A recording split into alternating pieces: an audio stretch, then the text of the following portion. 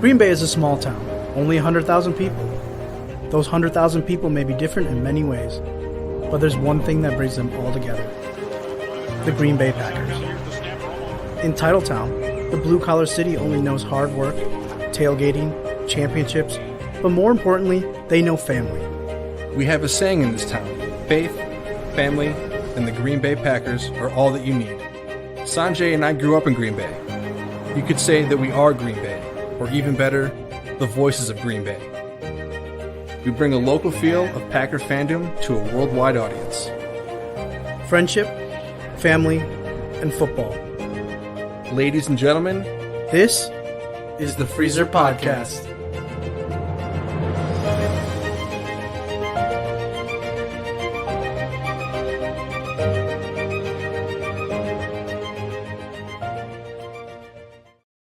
What is up, ladies and gentlemen? This is the Freezer Podcast.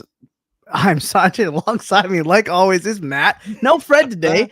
Fred is out doing family things, but we are live here in our home studios, brought to you by Game On Wisconsin. And it is a Victory Tuesday. I didn't know if I was going to be saying that. And honestly, I said it on the show last week, folks. If you were here, I was not coming on the show if we lost the Panthers. oh, I God. would have probably just put a big X and would have said, "Hey, see you next week, folks." But we did somehow squeak one out in Carolina, which seems really odd to say after the first half. And it was just another one of those games that we're just kind of scratching our heads. We all know what we're going to talk about. We're all going to talk about this defense. What could that be? What could that be? Well, yeah, we'll get there. Do want to just give you guys a little update too. Like last week, obviously, had the show by myself. Matt and Fred, they had fatherly duties to do, and I already had some news that I was going to spread, and but I was going to hold off till this week. But last week, Wednesday, my daughter was born, and everything is great. Mom is healthy, baby is healthy, and things are going well. And so, if I look like I look homeless or anything, yeah, it's basically because it's just been staying up in Dad mode, full dad mode. A 2-year-old and obviously now a newborn. So everything's great, everything's fun, and hopefully you guys had a great Christmas. Obviously, let's start with that.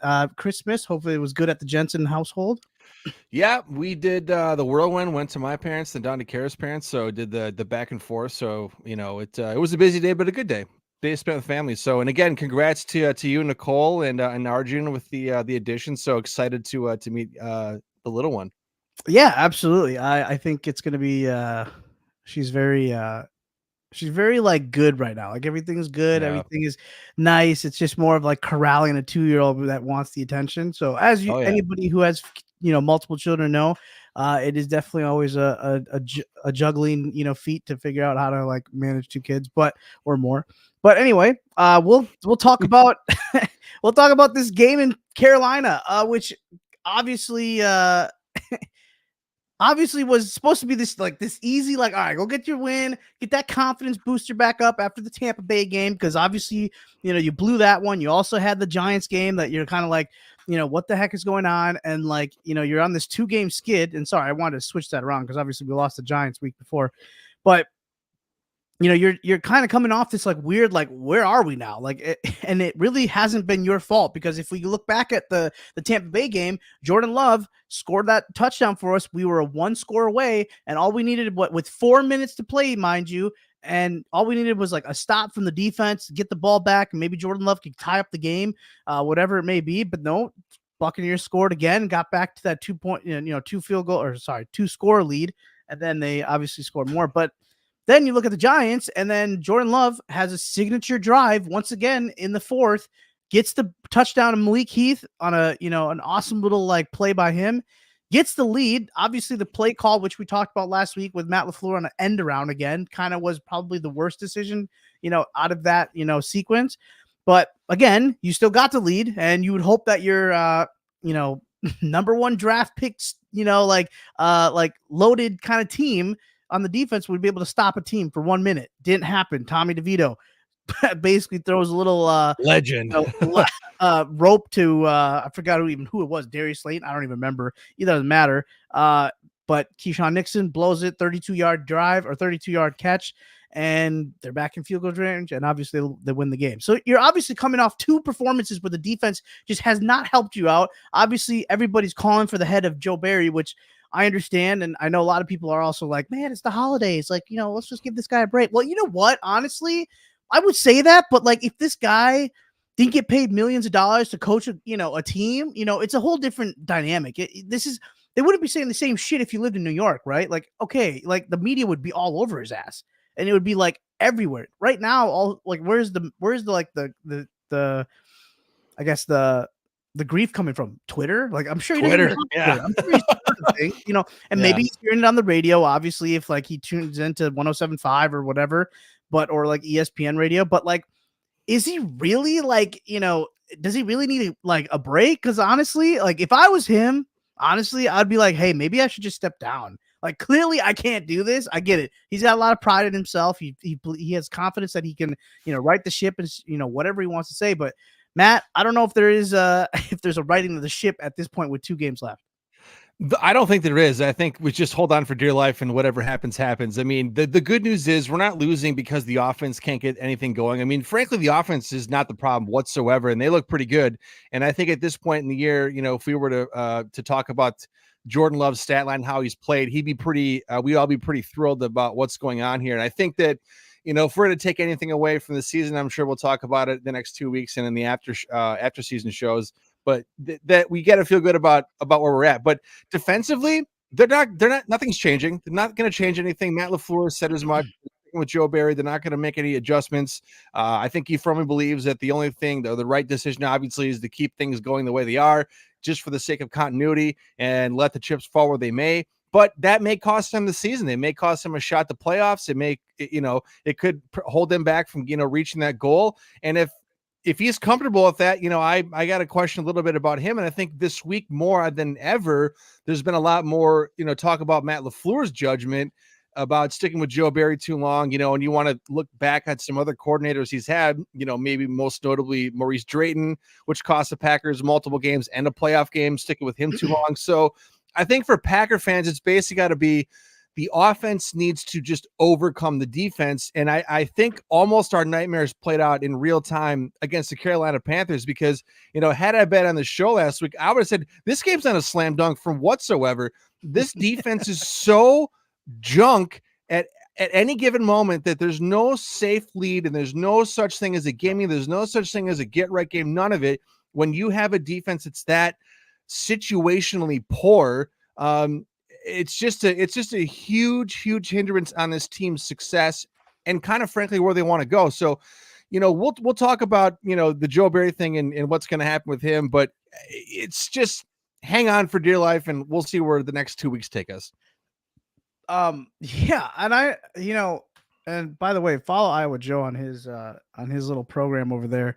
I do think, I do feel like with defense, and maybe this is like a shared blame because obviously I think if you don't follow the Packer podcast, or not Packer podcast, but the Packer Day podcast with Andy Herman, but like he also posted a thing, is there blame for Matt LaFleur or is it, is there, is there a reason to be like, should we fire Matt LaFleur if he doesn't, cut Joe Barry? Or is he like, how much blame does he have in this whole situation? And I said, I do think he has like 50% blame. As much as I, think Joe Barry sucks and he doesn't know how to, do his job properly, or he just never was, meant to be a coordinator. I don't know. Maybe he's just remained a D-backs coach. But there's a lot to say about like Matt LaFleur and his, coaching, hires, because like, I do think like, hey, look, maybe, are you only a coordinator or are you a head coach? Because in a lot of times when you get out coached, even by like, I think Brian Daboll is a great coach. Wink Martindale, great coach. I do think that is a pair that like, I actually saw a lot of, promise, and they actually showed it. Like they made the playoffs last year with Danny Dimes, and obviously, they've lost a lot of quarterbacks. They don't really have a lot of skill players outside of Saquon Barkley. So, like, of course, he doesn't have a lot to work with, even though he's in a big-ass market in New York. But he's a damn good coach, and he's figured out how to kind of, like, hold one over Matt LaFleur, and it almost feels like a lot of these guys have. Like, shockingly, Andy Reid is the only one that I don't understand how we played so well against them, but that looks like that team is also kind of like on the rails. And are the Lions really any good? I mean, I know, they won the division, which congrats to them, but like you barely got out of there with Nick Mullins playing quarterback. And it seems like every week you keep, skirting by. You almost, lose the Bears one time, but then you do lose them 2 weeks later. You lose to us. So like, are they good? So like, it really does make me question Matt LaFleur on his coaching ability. And is he really that good? Because honestly, when I think of big games, Tampa Bay, NFC Championship game, lost it. Kyle Shanahan, he doesn't know how to beat him. Lost those games. You look at Sean McVay, I do think he has one on Sean, so that's kind of cool. But that team also is in a weird, like, I feel like they're almost like us. Like they're in a rebuild, but they're not. Like they still have some skilled players. Maybe they can make playing well, yeah. They're making the run right now. But like, I don't know. I just don't know what it is about Matt LaFleur that gives me like this confidence, knowing like, okay, this is the guy that's going to bring us a trophy, back. Do I think he could? Do I think he's made a big change in the Green Bay face? Of course I do. I do think this culture has changed. I think the offense has changed for the better. I do think we completely, I don't even recognize a Mike McCarthy offense really anymore, other than like, sure, do we go 5 wide here and there and like make a man, but like I do think the motion and like what Sean McVay and Kyle Shanahan and the Shanahan tree has done and created has changed the whole outlook of the Green Bay Packers since I've watched it. I mean, like, since even before Rodgers, sorry. So there is a lot of good, but there is way more like, I mean, there's more questions than bad. I don't think he's bad. I do think there's more questions.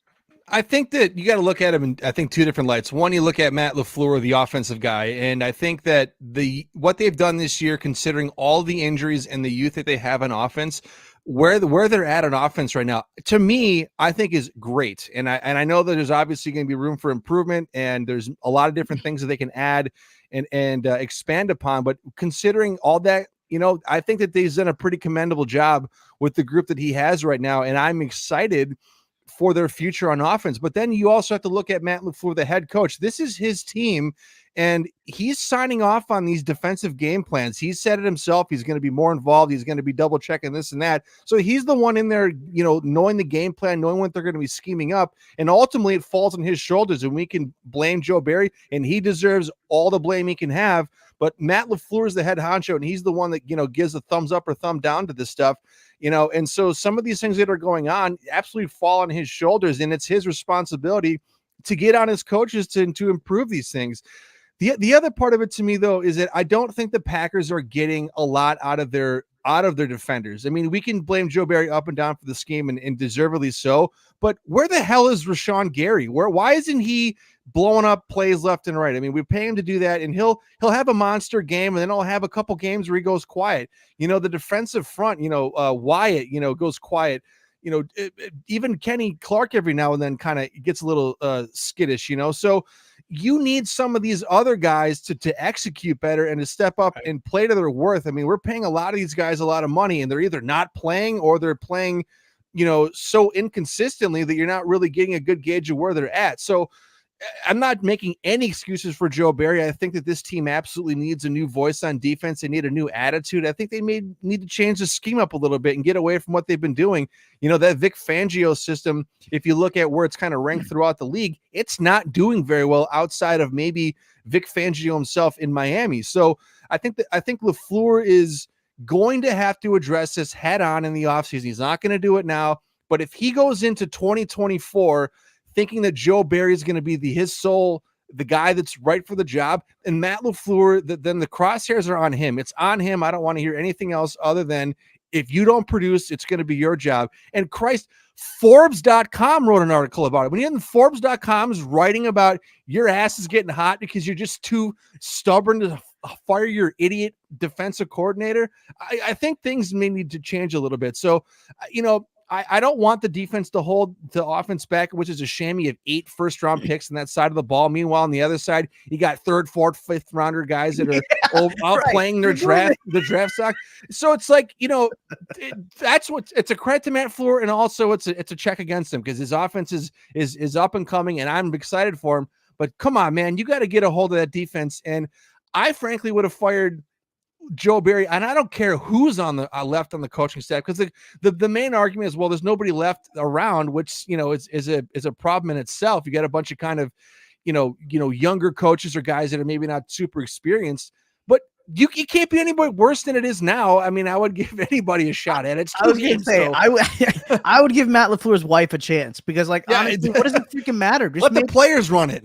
Yeah, exactly. I don't. Jair, you call the plays, right? Which we'll talk about him in a minute, but I do think there is a element to Matt LaFleur. Okay, I agree with you on a lot with the offense, because you're right. He is working with third, fourths. Obviously he's got a couple seconds now. He's got Elton Jenkins. He's got Jaden, and he's got who am I thinking of? Christian Watson. He's got some playmakers that are on a second round level, but. He is working with that compared to some people get all these first round, options. Again, right. Does it really matter with first, second, third, fourth? I mean, maybe not, but let's be honest though. When you think about the guys that are drafted in the first round, usually they're closer to the blue chip type of players compared to the I mean, that's why they're rated that way, right? You can't tell me that Aiden Hutchinson is the same skill level as, Enigbare. That's not the same. Clearly he's obviously a blue chip player. So, I do think there is an element to that, but I do also want to say that he has done a good job in the sense of, hey, look, if your defense can keep you into any of these games, like Raiders, actually the defense, the funny thing is the defense actually kept us in that game. That was more of a Jordan Love issue. But if you look at the Vikings game, you obviously look at the Tampa Bay game, now the Giants game, you look at maybe even the Falcons game. But I mean, Jordan Love couldn't make a throw in that fourth quarter, which was kind of tough. It's been a little bit of mix. It's as much as we want to crap on Joe Barry, he has had multiple weeks, that Lions game, the Chiefs game, the Chargers game, where he's actually dialing up a way to hold teams to under 24 points, which again, what can you do about that? I mean, that's just how it is. You can't control who you play, right? You just play who you have, and if they have injuries, that's what they have. But there has been times where I would have probably said that, I'm looking right here. I'm looking at the Kool-Aid that you and Fred were drinking at the preseason. Oh my God. You guys had us at 12-5. And for a minute, it looked kind of good. The realistic one has us 10-7. So I'm actually, in all honesty, I'm like a Notre Dameist, because I feel like maybe you should give me my credit when due. But the Kool-Aid was tasting pretty good back then. Yeah. It was because you're like, oh yeah, we can finally run our offense, blah blah blah blah blah. Yeah, and then, honestly, I could maybe see 11-6 or 12-5 with the wins that we probably could have had. Well, that's what I'm saying. It was out there. We were talking about this before the show. Lamar Jackson is considered the odds-on favorite to win MVP. If anybody can, I wonder if I still have that picture, because I think it was hilarious. I do have the picture. But last night they showed his little his stat line or whatever, and it was 17-7, 741 rushing yards, 5 rushing TDs. Okay, yes, the rushing yards, he's obviously he's a running quarterback. He can do that. But everything else, 17 TDs? I'm sorry, what? He doesn't have 20. Jordan Love has 28? He's going to end up throwing 30. Yeah, I was speaking of the Ravens, you want to talk about from throwing over 30. I'm pretty sure. I think he might even be close to 29. I don't remember what he's at. But either way, Jordan Love also has, I think, 3 rushing TDs. I'm pretty sure. Yep. And his rushing yards not there, but his completion percentage, his QBR, I think, is higher than Lamar Jackson. So if Jordan Love doesn't have the dismal October that he had, and maybe he wins 3 of those games, maybe, or even half those games, and then he doesn't lose this Giants game, I'll give you the Tampa Bay Buccaneers, whatever. I'll give you that one. But if he wins that, I mean, he's probably sitting at 11-6, maybe 12-5. Yeah, if we were sitting at a 10+ wins right now, you would absolutely 100% be in the MVP candidate. That is Matt LaFleur, right? I mean, this is the offense that he envisioned, and that's okay. But let's get back to the game though, real quick. I saw someone talk about Aaron Jones. I'm pretty sure that was Gabbert, but yep. So, dude was what, $127?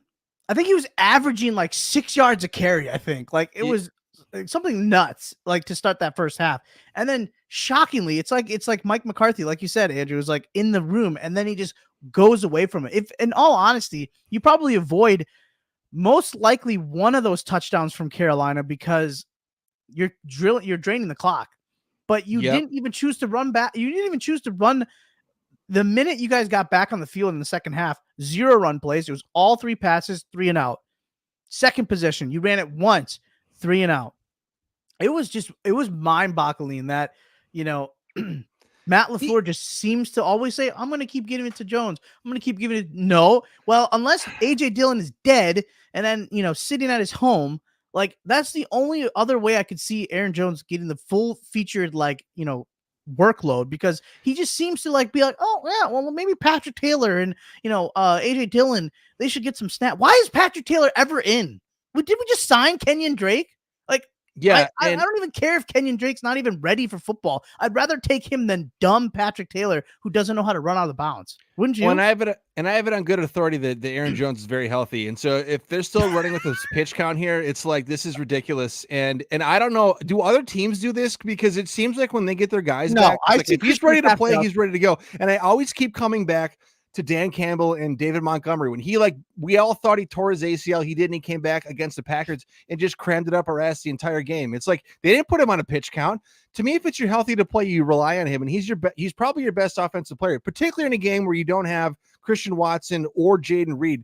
How are you not touting Aaron Jones 25 some carries, especially how he ran in the first half? He had the same first quarter he did against the Buccaneers, where he ran it up their butts the whole first drive, 2 drives, and then for whatever reason they go to sleep on him. I mean, it's like, do you want to win these games? Do you want to put them away? Well, you got somebody that can do it, and everybody with 2 eyeballs and a brain can see the difference between what A.J. Dillon can do and what Aaron Jones can do. I mean, they're 2 different guys. What a 5-yard run for Dillon's a 20-yard run for Jones. I mean, you need to give him the ball and keep giving it to him. And when they finally stop him consistently, then go away from him. But they weren't. And so Andrew gets up every week. Crap.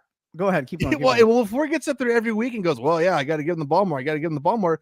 And thankfully he had 100 some yards again. That's great. But I mean, 200 yards might have been out there if you just kept giving the ball. So these next 2 games, it's like lean on him. And if it goes wrong, it goes wrong. But he's one of your best players. Let him carry you to a victory. Don't always have to put it on Jordan Love to go make throws all over the field. Let Aaron Jones alleviate some of that pressure. Andrew, I hope you were watching that game, because they said in that game there was only 5 running backs since Aaron Jones came out with TDs. I think he's got 60 TDs that are he's in rare air. And I said, in all honesty, I think Aaron Jones would be like a Christian McCaffrey if they just used him correctly. Every time they do pass him the ball, it's always such a bad throw. It's always awful. He always airmails them, or he throws it where he has to basically be on the ground, or he never leads him with a throw. And I've always said, if you could just give him treat him like Kamara. Kamara just got dumps all the freaking time. Okay, you have your read. I'm not doing that because I know for the fact if I gave the ball to Aaron Jones, he'd make something What's happen. the play? What's the play in Madden? HB angle? Why don't we run that shit? He goes out and in and just takes a middle linebacker and throw him the slant over the middle. Instead, they always, you know what I'm talking about, that play? Yeah. That's unstoppable. But you're right. They always try to throw these flat passes, and that is one spot that Jordan Love can improve on. I mean, I know he had a nice dot to I think it was Dobbs in the game on that side one, but those screen passes they've been there, but the passes haven't been there pretty much the whole year. I'd love to see him get that going, because I think Jones could be lethal on some of those. Joe, tell me how many touchdowns Aaron Jones had on the second MVP year of Aaron Rodgers.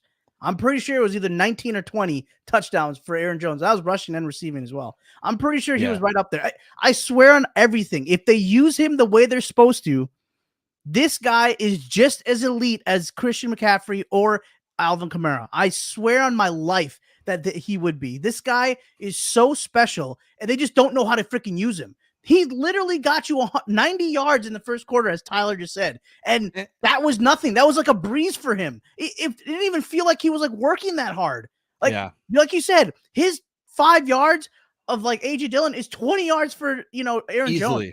It's his vision that's obviously above He all, can knife those gaps before they close. Dylan's too big and slow. He gets caught up in the gaps. Jones gets yeah, through him, and you just see him on his off plays. He gets 5 or 6 yards. I'm sad to say that he might be a casualty based on his salary. I don't know what they're gonna do. Maybe they restructure it. Maybe they figure out a way to give him. He is the heart and soul of this offense, 100%. By far, there's no one else. It's not even, he might be the heart and soul of this team because I can't find anybody on defense that wants to play. Maybe Kenny Clark, but I don't, I don't know. But so yeah, this Carolina game, I do think.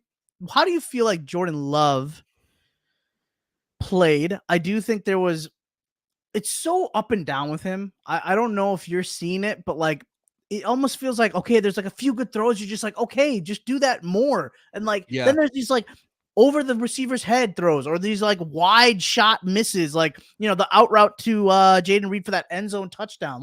Why are you missing that? Why? That's right.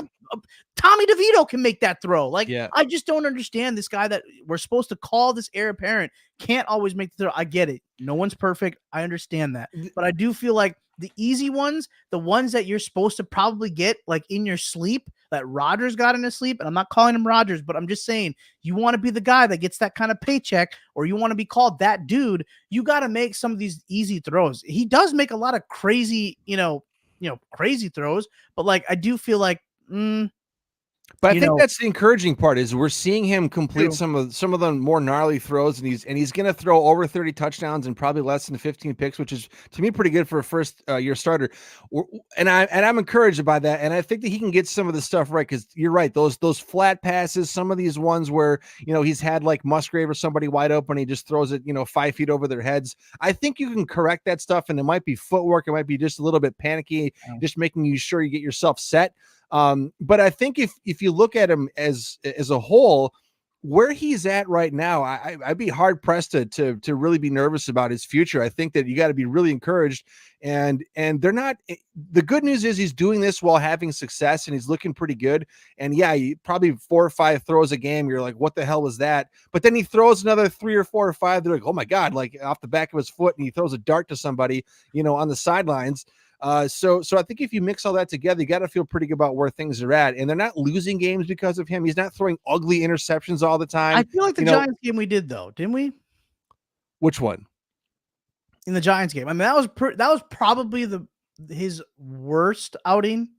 I would get. I mean, maybe the Raiders game. I'm not. Yeah, the Raiders and the Giants. I mean, there's definitely a formula to get in. He did come back. Obviously, he figured things out in the fourth quarter. Yeah. Obviously, led us to the defense kept us in it enough, or maybe Tommy DeVito kept it enough in our hands where we could make a comeback. But yeah, I think, and you're right. I mean, it's far from perfect, and there's a lot to expand upon. And I think that the Packers probably have to do a little bit better job of when you get against a defensive coordinator that wants to blitz a shitload, like we're going to see this coming week against Brian Flores. You got to make sure that's well detailed in the game plan to where they got to bring an extra guy into the box to chip or whatever, keep them upright. And Jordan Love, he's an athletic guy, but he's not that fast. He's not, I mean, we haven't seen him escape the pocket and have these big monster runs all year. He's had a couple where he's maybe got 10 or so yards, but he really wants to stay back there and he wants to throw the ball. Which is good. Which is a good thing. I'd rather have him do that than not. So, I think that as we go into next year, that gives him a few things to really work on. But overall, I mean, I'm happy where he's at. And I think that he's quelled a lot of, concerns I had. And I believe that the Packers have the man of the future, although they just got to keep working. And what he's done all year, I don't think that, you can think he's not going to work hard. He's going to work hard in the offseason and keep going. So I'm excited for him. Absolutely. And yeah, Andrew, I really did think it was over 19, but and I was talking about his second in a row one from the two after, obviously not 2014. I knew he wasn't on the team in 2014. So let's get to the defense. We're at that point. So let's start out with Jair. Obviously, when you get the notification that he's active, you're like, okay, let's go. And then if you kind of, listen to the Twitterverse and you kind of, you hear what people are saying about his performance, and then you kind of, and obviously you're watching too. There's only so much you can kind of see unless you go and look at the all 22 or whatever. But for the most part, and again, the guy's missed 6 weeks now, 5 or 6. Well, he whatever missed it's 6 in been. a row, yeah, until he played. He's missed, I think, 8 games though, right? I think he's missed Yeah. total 8 games or something, but Yep. there's going to be some rust. There's not going to be like, you're not going to just come out all pro. Like I get that, but he didn't look great. And for some reason, I guess there was some rumors out there that maybe like the way that like things kind of happened this week were a little shady too. There's been a lot of question marks with Jair and his attitude, maybe his commitment, maybe his, his love for the team, or if he still likes being on the team. I don't know. And then just the way he kind of like, comments back to the reporters, whatever it is. And then obviously, followed up with the performance like he did against the Panthers, which wasn't great. But again, I'm trying to give him a pass because it was his first time back. Again, I'm not expecting him to be an all pro, but I do think, maybe don't get like completely torched by DJ Chark either would be kind of nice. But, I don't know. How are you feeling about Jair? Well, I was happy to see him back. I mean, Oh, we've 100%. really missed him, and particularly those last 2 games where you needed maybe someone to put the clamps on some unknown wide receivers that were making plays on like Nixon and Valentine and Ballantyne. Obviously, he's not healthy. He's at 100%. He's not been 100% the entire year. It's been a weird year, even in the preseason and in the training camp. Like he had weird vibes. Like I don't know what's going on. If it's maybe sort of like an overall objection to how the defense is being ran, and Maybe he just hates Joe Barry. it could very well be that. But but nonetheless, they need him out there, and they need him to play at a high level, and need him to be a leader. And I'm glad he was able to fight through what he's going through. And I think maybe in the offseason we'll find out a little bit more in terms of what his shoulder injury was, or maybe some drama that was going on behind the scenes. I don't know what it is. We've been critical on the show that we want him out there. The thing about him is he's a different guy. Like he's a really bizarre personality. Like he's not your typical brochacho athlete or meathead guy. Like he's just a different cat. And I think that and because of that, I think, and myself included, I think it kind of maybe rubs fans the wrong way that he's not taking it seriously, or he seems a little bit checked out. I think it's just kind of how he is in a way, but I can see why people question, what's going on, particularly when you're missing, all these games. And what was the stat before this last start? He had missed like 23 of his last 45 games. That's a lot of games to miss for a man that's making a lot of money, being one of the top paid cornerbacks, which is not a cheap position to get paid at. And I just think going forward, man, if he's going to be out there, you gotta be better. You got to be better. And you can't be getting burned by no-name guys or DJ Chark, things like that. I mean, you gotta go. And I was disappointed the Packers underutilized Valentine, who I think is kind of, what they want in a player. He's aggressive. He wants to get up. And he might like Jair, honestly. Like when Jair was just first coming in, like the first couple of years.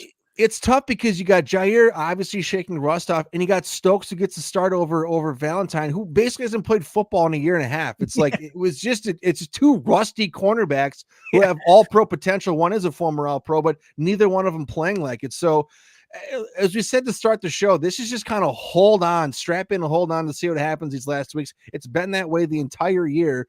But my hope is that Jair, the season gets done, we find out what's going on, we switch coordinators, and he's back to being the all-pro player he definitely can be. Yeah, I do. It's kind of weird when you would have Stokes and Jair back and be like, no, we're going to go with the Valentine. Like, oh my God. Yeah. We'll put them as 3-4, Seriously. behind, Nixon or whatever. But it is a weird dilemma because yes, you'd like to think that the Panthers would have been like a get right game for even them too. Like the, Stokes and Jair aspect of it. Like, hey, okay, not as great of, tier athletes, with Chark and, what's his nuts, Adam Thielen. But like, as a salty, salty bitch. When you play the Packers, you have to expect that. Yeah, like, okay, that, dude, just get out of here with that shit. Anyway, like I'd like to have thought that maybe they would have, gotten better by then. But here's the thing about Jair too. Like, if it wasn't for the fact that he was practicing each week, like basically till like that's the hard part. That's the hard part. I think that's why everybody's confused and questioning, like, on top of the weird press conferences. Because if he wasn't playing or practicing and he was having the weird press conferences, I think people would be like, all right, man, like, okay, like we're like, oh, that Jair, once he's back, though, we'll know. But like the motherfucker's been playing or practicing and also having weird conferences and then not being active. So again, but we have said too, like Reggie, Dr. McKenzie has, had a little bit more of a, iron fist when it comes to like, medical issues with players. We have held out players longer than we need to, or no, okay, I'm not saying need to, but we've been more on the cautious side with people's, players' injuries, which I'm fine with. But it always feels like, damn, like you always say with Aaron Jones, if this guy's always been kind of ready, but they've just been like kind of holding him back, like what the hell are we doing? Like these are NFL players. Like they, if this was like the 90s, they would be out there. Well, how much do the Packers own of this too? Because I think that they basically admitted they misdiagnosis, they misread sort of the timeline of this injury. Like, but it's the best of the best, like yes, doctors, and you misdiagnose. I can understand a misdiagnose for me here in but how many Appleton, like Theta Care, but like how many of these things are going to happen? Look at David Bakhtiari. I think they got him out there too early, and his knee will never be the same again. It's like, man, like I thought, like we were supposed to be, cut and dry, one of the best medical teams, but it seems like we keep fudging stuff and it's costing people games and time and money. So I don't know, but you're right though. The frustrating part was seeing him practice and sprinting and doing all the drills with everybody all week long. And then Saturday at 6 p.m. Oh, Tryers are going to be out in the game. Like, seriously, come on. Like we need you. I really was at the point, just like shelf them, just put them on the shelf. That's what I was saying. In August, like come on, IR. I that's a weird one. And I do think too, like, it's always one thing or the other. I thought honestly it would be like Saquon Barkley. Not Saquon Barkley. I did think like Chuba Hubbard actually would kind of like, have a good day, which I kind of started having one more in the late third and, fourth. I do think he was starting to like, figure it out. But you had Bryce Young, who can barely see over the offensive line, torching you. Like that to me is just beyond me. And I don't want to be super critical because I get it. He's had a really solid year. But like, where's Rashawn Gary? I haven't seen this guy since the Chiefs game. Dude, we all love Rashawn. He's a great player. He's loves the Packers. He's an emotional guy. And when he shows up, he shows up. But it's right. You got the Brinks truck back up to your garage, buddy. You cannot be taking 2 or 3 games off when I hear your name being called. And it's not like, he's not out there. He's playing half more steps. And you're getting paid that much money. You need to be in the backfield far more or getting home on some of these sacks. I know it's not all about sacks, and we're big on the pressures and this and that, but it's like, where are you? What is going on? I mean, we need you to be out there producing, particularly when you look around the league at other guys who are in that tax bracket of that kind of money. They're blowing up plays left and right. We have to wait a month between those kind of games, right? Like like when I hear of like Micah Parsons, my ass knows where he is all the time on the field. Max Crosby, I just see him smoking a cigar in the play in the locker every game. He's toasting himself. It's like we need Rashawn to do that, and I don't know if it's it's like we don't have the coaches bring him out of him, but what do we always say? Bring your own juice. If Joe Barry isn't gonna be the guy, well, I like to think these guys are all self-motivated.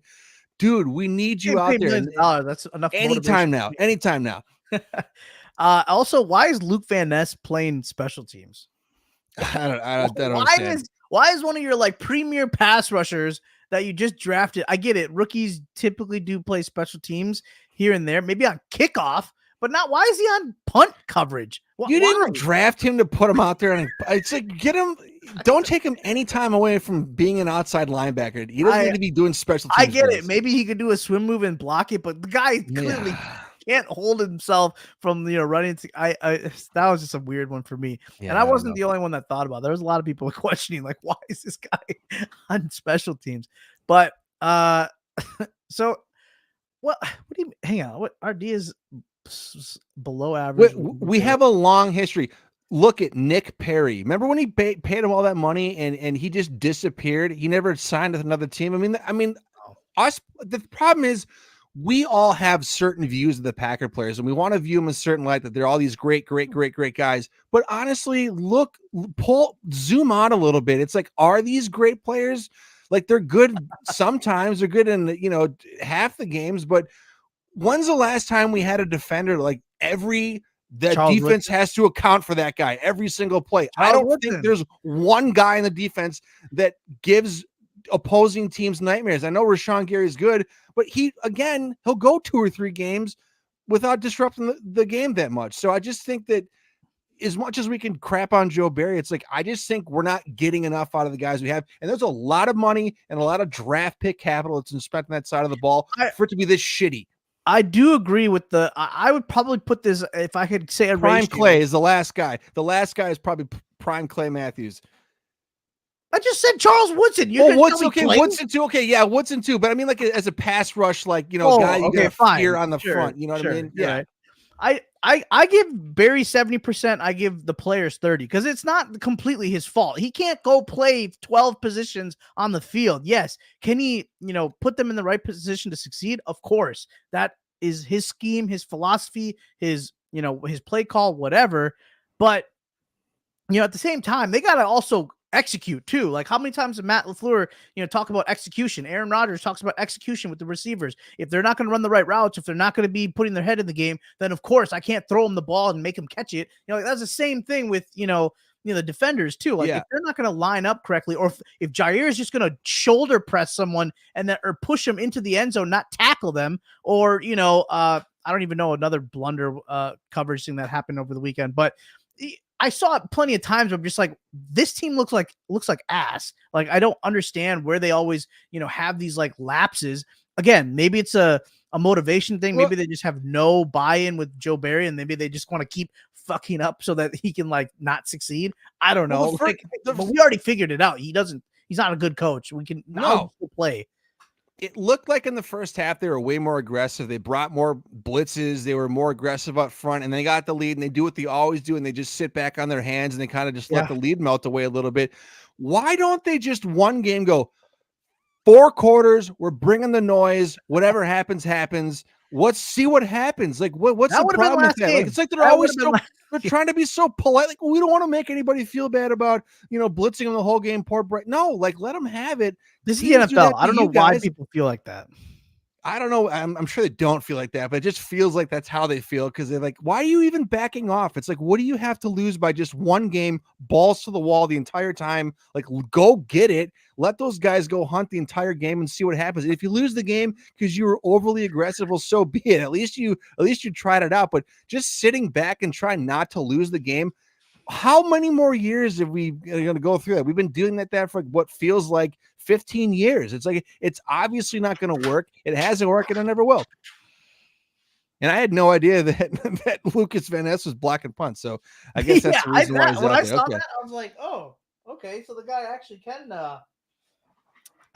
actually play on the special teams. I mean, again, I just feel like they're out of the whole, like, put Isaiah McDuffie or someone in there. Or put Anik Barr, like, just put someone maybe not as crucial, because what if he gets hurt on a coverage? Like, the guy just tears his ACL. You're playing all these it's been said all season. It's like if the front 7 isn't constantly getting to the QB and knocking him off their spot, they're just not effective whatsoever. And that's no way you can live. I know it's how you want to draw it up, but come on, like you got to find a way to get this more effective consistently, and not just for a quarter or a couple drives here. Into the whole damn game. And I don't know. I'm just disappointed that at no point that LaFleur didn't put his foot down. Like, dude, like, we're not doing that. You gotta keep the aggressiveness up. And maybe they did, and Joe Barry went rogue. I have no idea, but it appears that that's the way they want to handle it. Is Rick Bisaccia overrated? Well, I don't think the special teams have been that much better. I mean, we've had some like almost the defense, like. I don't know, man. I mean, are they that much better than they were? Yeah, but by how much? The bar was not high. No, and he's the was the highest paid. Yeah, that's what I was saying. Like, he went kind of like, budget coach on defensive coordinator, but then he went high end for special teams, and then still the special teams is so like, you're just kind of like all the time, even with like field goals, even though your boy Anders Carlson's been awesome in December. But yeah, I've not minded. The snap, like when he missed the extra point, like, why is that even a problem right now? I don't know. One thing to practice. All practice is just snap the ball. Snap it properly. Yeah, it's or Nixon taking the ball 8 yards deep every single time he gets a shot. It's like, buddy, chill out on that. Like, come on. And then why are we always kicking short and we always let the guys bring it out? Like, I don't get. And I can fair catch a kickoff. It's like, just Anders, kick it in the front row every single. That's what I'd be saying. Kick it out of the back of the end zone. What are we doing? I don't understand. I don't understand like where they like if you had this elite special teams that's like everybody could kick, they get down there on a hustle. They also can tackle. Sure, go ahead. Try all these like fancy little like, cocky kicks. Fine, do it. But until you can actually properly like field a team on the special teams, then just kick it out of bounds. You have the leg to do it. I agree. And I'm trying to see. Someone said they don't like Carlson. I mean, I don't. What is that? Okay, Tyler, you're an absolute idiot. You like. I don't understand how we're like. He's actually good. He's 24. He's 24 for 29. I mean, that's not terrible. As a rookie. And the guy's got a big ass leg. He's kicked a 57-yarder. Like, I'm sorry. I think Carlson, he's a rookie. Give him another offseason to get it right. I've been more impressed considering. Remember how crappy he was in a training camp, and we're all kind of like, they might have to cut him. I think he's outplayed that, and I think that the Packers could have their kicker of the future. But he's got to clean up some of those PATs. He can't be missing those things, man. That's just not acceptable. I'm pretty sure the other guy, and I'm pretty sure even the Giants kicker who also got cut. This is before Crosby, but like they missed extra points. There's been a lot of extra points missed across the league. Like I'm pretty sure. Yeah, is it embarrassing? Yes, I do agree. There's been bad snaps. That was a bad snap on this extra point. But like, I'm gonna defend Anders for a little bit because I do think he's got a bright future. It was hard to let Mason go. I get it. He's sure and reliable, but at the same time, he was like the second highest paid kicker, or he actually might have been the highest. And you could tell he's losing his power. Right. And well, I mean, it's not even just that. Like, I think they truly wanted to have a mindset of having a very young team. They wanted to get rid of like the old regime and just kind of get rid of like all this money too that they're putting in these players. Like, I mean, you shouldn't have to pay that kind of money for a kicker. Like, I get it. He earned that. Like, I'm not trying to say Mason never earned it, but I'm just saying like, it's always hard to start new. Just the same thing with Jordan Love. Like, same thing with Anthony Richardson for you in Indianapolis. Like, it's hard to always start fresh, but you have to, you have to pull the, the Band-Aid at some point. You can't just keep these guys till like they're 50 years old. I mean, I guess you can if you're Adam Vinatieri, but I'm for it. If you're going to rip the Band-Aid, get rid of Pat O'Donnell, and then you're going to do Mason Crosby. It is what it is. It's paid off for him. I think it's paid off for him, honestly. I mean, I loved Mason Crosby, and it's fun watching him kick a field goal for the Giants, but like, I think like Anders Carlson is, again, I keep saying it, considering where we were in summer, like I think he's been better than where we all thought he was going to be this year. I think he could be here for better. I mean, he's had some, and this is what we said right away in the beginning of the year. Preface this by saying, and I'm pretty sure I said that, there's going to be some bad ones where it's like he misses the game winner, or he misses like an easy chip shot that's like, okay, that's points off the. We said it multiple times. If he would have made that field goal, or if he makes this blah blah blah blah blah, we probably have a different outcome. I think it was Bronco game. I think it was the Vikings game. I think it was also I can't remember another game, but anyway, I'm pretty sure he's had that all season. It's like these are the growing pains. Same thing we have with the offense. Same thing. Well, we shouldn't have it with this defense for how like veteran they are, but. I do think there's, a bright side to him. I do also think Rick Bisaccia might be overrated. So let's move on. We got to go to the Vikings game because that's obviously next. I mean, hey, real quick, put a bow, ribbon, whatever you want on Joe Barry. Do you think in any way? So, I mean, I know he said he's not going to fire him for the rest of the season. I get that. Whatever.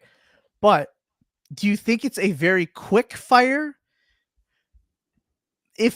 Actually, two scenarios. If we make the playoffs, do you still fire him after a one and done? Yes. Also, so then you're obviously saying yes to if we don't make the playoffs, you're firing him the next day, correct? I think whether your season's over after week 18 or wild card weekend or even divisional weekend, I think no matter what, you got to move on. And I don't know. The thing is about it is like it's Matt LaFleur. I don't know if the Packers were to win a playoff game, he could easily sit there and justify at the podium, hey, well, we got to the playoffs. You won a playoff game. Like, what do you mean? We can't break this up. We also got to the NFC Championship game. I think if you look at himself in the mirror, it's like, we're never going to win a Super Bowl as long as he's coaching this defense. And he knows that. Everybody in Green Bay and every Packer fan knows that. So I don't care what happens at the end of the year. He's got to go. And if they don't do it in the first couple of days, I'm going to start sweating. We'll see. I don't know what I don't really know what has kind of transpired in Matt LaFleur's mind, because if you look at it, if you go back to basically week 1, just go through the whole schedule. Just tell me this. Okay, I'm real quick. I'll make this quick. Bears. Somehow, I mean, okay, week 1, we won that game. Fine. We played Atlanta. well, 4th quarter. Atlanta. You couldn't this was part offense as well, but you still gave them the 4th quarter lead because you couldn't stop anybody. Saints, you were down 17-0. I'll give you that. You held them for the rest of the game. Fine, but Derek Carr also got hurt. Detroit got just blasted by Boat Detroit. race. Yep, lost straight up. Raiders, I will give you credit. You were able to hold them. You gave Jordan Love 2 chances to come back and try to win the game. He did not deliver. Denver, I will give you a little bit more credit. You were able to hold Russell Wilson and them, but at the same time, should have won that game. Vikings, you let, what was his name? Evan Hall? Evan Hall. Right? Or not Evan Hall. What's his name? What is that quarterback? QB? Their QB. Anyway, you let him, some guy, and he might play this week. So, and then the Rams, you let also their backup somehow keep them in that game. It's not like you just blitzed them out of the stadium. The most misleading thing about it is the points given up, because it's situationally where they stink. That's what it is. Pittsburgh, they still have Matt Canada, and they still won. So mind you there. Jaron Hall, thank you. Yeah, it was Jaron Hall. Chargers, Justin Herbert, he's going to be Justin Herbert, but you had a lot of drops because there was a lot of guys wide open that probably should have had that. Detroit, I'll give you credit. You held your business in that game. They played well. Chiefs, played well. Chiefs, they played well. They're also going through some stuff. Giants, dog crap. Bucks, dog crap. Yep. Panthers, again, dog crap. That is every single week minus 3 weeks that you figured out that Joe Barry probably isn't it. And yet you were like, I'm not going to fire him. I'm just going to keep him for. I don't understand. I don't understand this loyalty. Does he have like, uncensored pictures of him that we don't know about? Like, I don't know what Joe Barry has on Matt LaFleur, but it's got to be strong. Vikings, New Year's Eve in the stupid state. Sorry, people are from Minnesota, but stupid state. In the Twin Cities, it's going to be Sunday Night Football, the last Sunday night game, I think, maybe, possibly. Tirico and Chris Collinsworth on the call. Jordan Love versus whoever. I don't know. Dobbs, Hall, Mannion, or Mullins. Not Mannion. Mullins. Nick Mullins. I'll say Sean Mannion. Wow. This is big news that just came out today. TJ Hawkinson out for the year. Yeah, that's a big one. That is a very big one because we're getting blitzed right now. And we don't know what the status of Jordan Addison will be. Yeah, I wanted to know if Iowa Joe or someone had that, because I was listening to the radio today and they were kind of talking about injuries, but they didn't mention the Addison one. So I'm wondering if it wasn't as serious as they thought. Obviously, he had to leave the game, but that guy's been banged up for the last few weeks. I know because I have him on fantasy, and like he's been getting these chest injuries. Obviously, even like Justin Jefferson on his game back. Dude, that guy's getting knocked around. I'll tell you that right now. But needless to say, it could be a 200-yard receiving day for Justin Jefferson. Because I just don't know what we're going to do against him. Maybe Ja has his performance like he had, what was that, last year, 2 years ago? I forgot, whatever year that was. Maybe he has that against Justin Jefferson, like what, 1 catch for like 6 yards or whatever it was. But this is a team that kind of went toe-to-toe with Detroit. I'm not going to lie. I mean, again, maybe we need to start re-questioning what we think about Detroit, but that was also a home game. This is back-to-back home games for for Minnesota. Where are you at on Minnesota right now? Well, they're a scrappy football team, and defensively, we mentioned before, Brian Flores getting a lot out of, maybe a defense that really nobody expected to be doing much, and they're just doing enough on offense with their backup QBs, with their really talented skill position players to kind of get by. So I think the Packers are obviously going to take their best shot, because this is essentially an elimination game for both of these teams. They both need to win out to try to make the playoffs.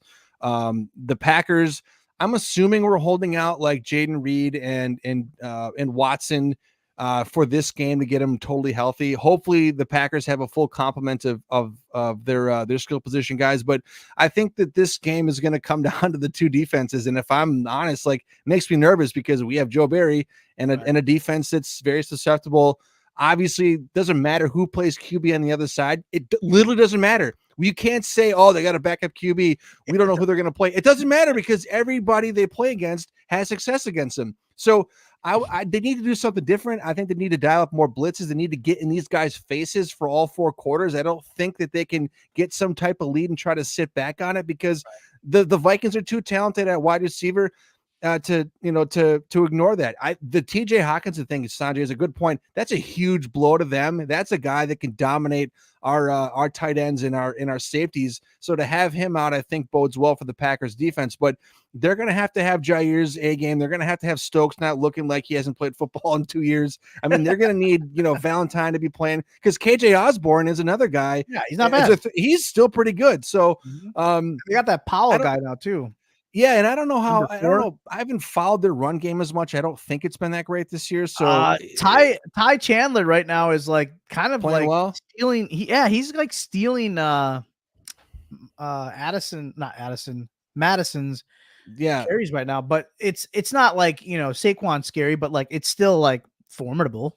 So it's gonna be a hard fought tight game. I don't know. It could be. I don't know how the score will look in terms of points, but Minnesota has a lot to play for, and a couple weeks ago we all thought this would be. I don't want to say it, like, oh well, they can get by this team. This is a true coin flip to me. So, at what I saw in the second half of the Panthers game doesn't make me feel that much better. But I think the Packers have traveled to some of these games and played well on some of these night games or bigger conference or divisional games. So I have that going for us. I feel like they like that underdog swag when they go into a stadium with everybody cheering against them, and they kind of embrace that. So with that said, man, we'll get into the predictions here, but this is going to be a tough one to watch. It's going to be a nerve-wracking one. Honestly, it might. And yes, the whole season's on the line. I don't know how I forgot that it was last year because my brother-in-law won $4,000 based on Jair Alexander performing that on Justin Jefferson in the fantasy playoffs. Obviously, that is I can't believe I forgot about that game. But yes, I do think, and also Iowa Joe, really huge point here. Rasheed Walker, man, it's a good problem to have where you can potentially say, hey, maybe we don't need to get a first round tackle, with our pick. I don't know what that means. I'm not saying that we shouldn't go for best player available. If that's a tackle, that's a tackle. I know secretly you and I are always banging at the door for like a offensive skill guy. I get it, but like I know that there's other issues like safety, tackle, maybe interior offensive line, maybe another guard. I don't know, but like I do think there is some issues. Center, even. It is nice to know that Rasheed Walker is maybe settling in, and if this is the guy that they can maybe rely on opposite of Zach Tom, I don't know what Bakhtiari's status is. I'm just calling him out, and I don't even know. I mean, if he's even part of this team next year, that's another question too. He says he wants to stay. He wants to play on this team. He wants to, see it, the rest of his contract. I don't know, but let's just say that Bakhtiari does say he's going to play, and we keep him, and then he gets hurt week 1. It is nice to know that Rasheed Walker could be that fill-in, he's got a whole year in his belt. Opposite of Tom, because you're going to lose Yosh Nijman. He's an unrestricted free agent. So, he's probably going to go find a place where he can start, and he probably could find a place where he could start, knowing that everybody knows that our offensive line, I guess pretty good. Teaching is pretty awesome here. So, I really do like Rasheed Walker. I think the Josh Myers thing is kind of settled down a little bit. I saw a lot of Sean Ryan, interestingly enough. I don't know if John Runyon got hurt or if it was just a bench. Well, they're switching them out. They're kind of getting them both. They're doing the same thing with Yash and Rashid, right? So it's like that's so weird to me that like I don't understand what 5 and go. Come on. Be. But you're right. If you just can't be consistent enough, we're gonna put someone in that can. So that was interesting to see. I want to know if Ryan can either finish out the season winning the job from John Runyon, which is kind of crazy because, like, I think 2 years ago we were just anointing this guy like, all right, this is the guy, bloodline, like, whatever. But it'd be kind of crazy if they're like, hey, we don't think you're it. And now the nice thing is, I don't know, Iowa Joe, is he in his 4th year right now, or is he in his 3rd year? I'm pretty sure he's in his 3rd. John Runyon Jr., right? No, I think he's a free agent I think he's at the end of his I would will let us know. Yash Nyman, yes, I do believe, yes, he will probably be a Jet. Could see it. Could see it. But yeah, let's get to predictions while Runyon is in his 4th year. So yes, he is a free agent. So that'll be an interesting one too, to see if that's something they bring back. But predictions, Matthew, what do you got for us? Man, okay. I just think that you know me. I will never pick against the Packers against the Vikings. I just can't do it. The season's on the line. They hear the noise. I think that they rally together as a team. I think that the defense does enough to get the win. I think the Packers are going to pull this one out like 31-27. I think it's going to be a tight game. I could see him maybe going down early. I would love to see him come out and play from a lead early on and kind of score. Maybe they can make up that Watson bomb this year and try to get him involved early. But yeah, I like the Packers 31-27, but this is going to be a nail biter throughout the entire game. So I'm glad I have the next day off because it's New Year's Day. Can recover.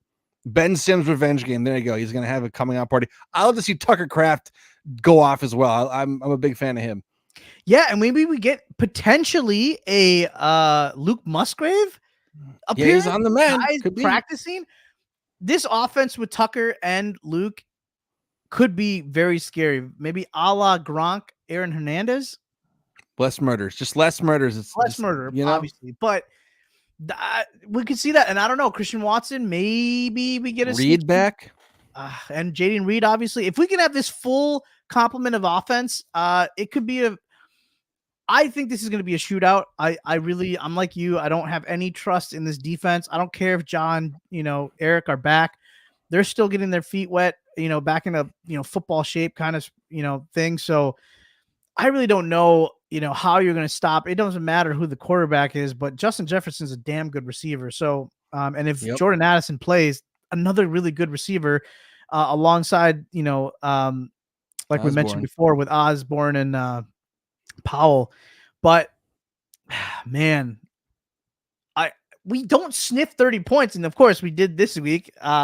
So I don't really want to go to 30 burger here, but I will say 27-24. I think the Packers win. It's going to come off an Anders Carlson field goal. There we go. in Minnesota, kind of like a final seconds kind of win. But yeah, that's going to do it for us, folks. Thank you so much, like always, for joining us. Sorry. Hey, awesome job in the chat today, guys. I'm really sorry that I couldn't. Love the action. Love the action. We really appreciate it, honestly. Hopefully we'll get Fred back here next week and we have the trifecta again, because, you know that the show is way better when all three of us are here. So hopefully you guys had a really good Christmas. Hopefully you have a nice New Year's. We can start the new year with a victory against the Vikings. It's always a nice way to kind of end the new year, is just beating them in their own stadium. So with that being said, I'm Sanjay. That's Matt. And as always, go Pack, go!